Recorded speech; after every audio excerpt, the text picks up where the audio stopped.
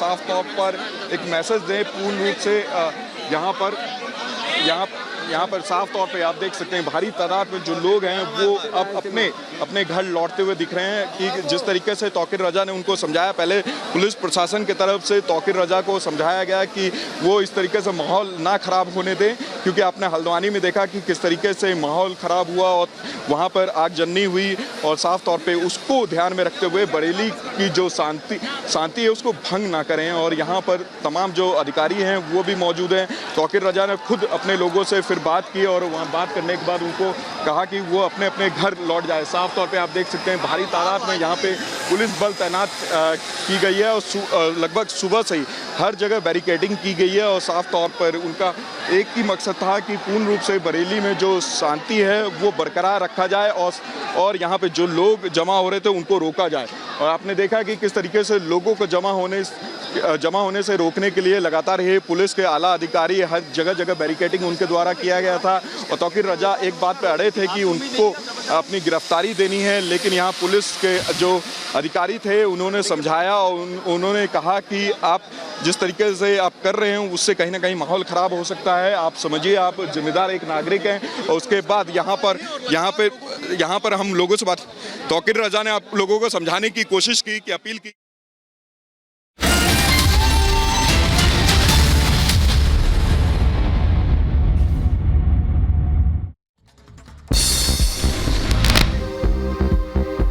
देश की 3 महान हस्तियों को भारत रत्न देने का ऐलान। चौधरी चरण सिंह, नरसिम्हा राव, स्वामीनाथन को मिलेगा सम्मान। पीएम मोदी ने ट्वीट करके जानकारी दी। तीनों दिग्गजों को भारत रत्न दिए जाने पर केंद्रीय गृह मंत्री अमित शाह ने बधाई दी। ट्वीट करके लिखा, सम्मानित किए जाने की घोषणा से बेहद खुश हूं।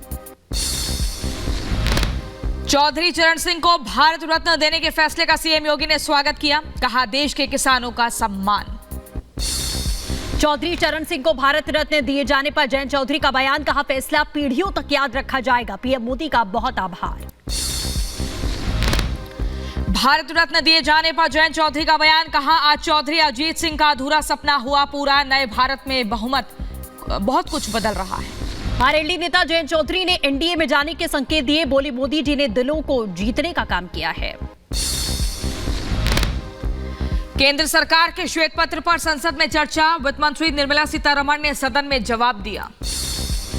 लोकसभा में श्वेत पत्र पर चर्चा के दौरान वित्त मंत्री का बयान। कहा, यूपीए ने अर्थव्यवस्था को डुबाया, बीजेपी सरकार ने भारत देश को संभाला।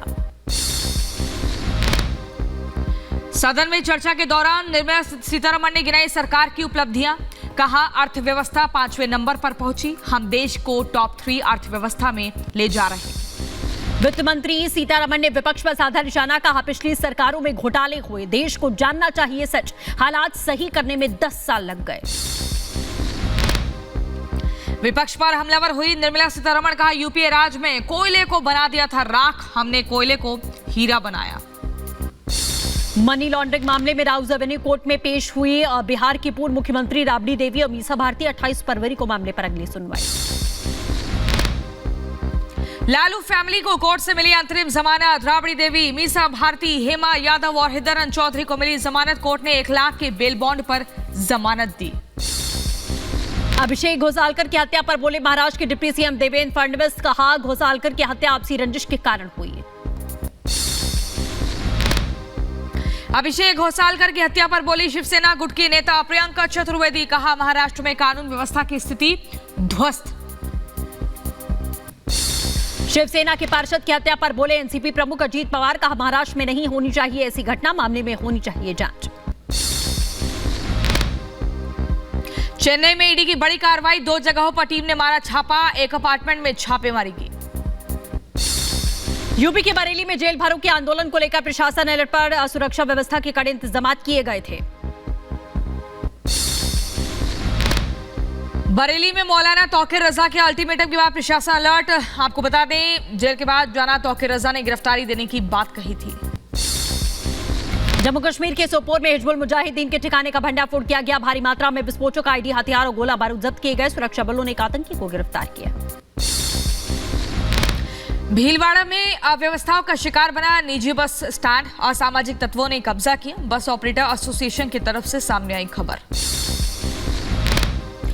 हमीरपुर में मजदूर ने फांसी लगाकर आत्महत्या की। घटना की सूचना के बाद मौके पर पहुंची पुलिस की टीम, पोस्टमार्टम के लिए शव को भेजा गया। यूपी के प्रयागराज में हुआ हादसा, किन्नर अखाड़े में आग लगी, हादसे में 3 लोग घायल हुए। जम्मू में दिखा तेज रफ्तार का कहर, अधिकारी की गाड़ी से टकराया युवक, मौके पर हुई मौत। सीतापुर में हुआ सड़क हादसा, ट्रक से टकराई बस, हादसे में कई लोग घायल हुए। बस में सवार होकर अयोध्या दर्शन के लिए जा रहे थे सभी यात्री।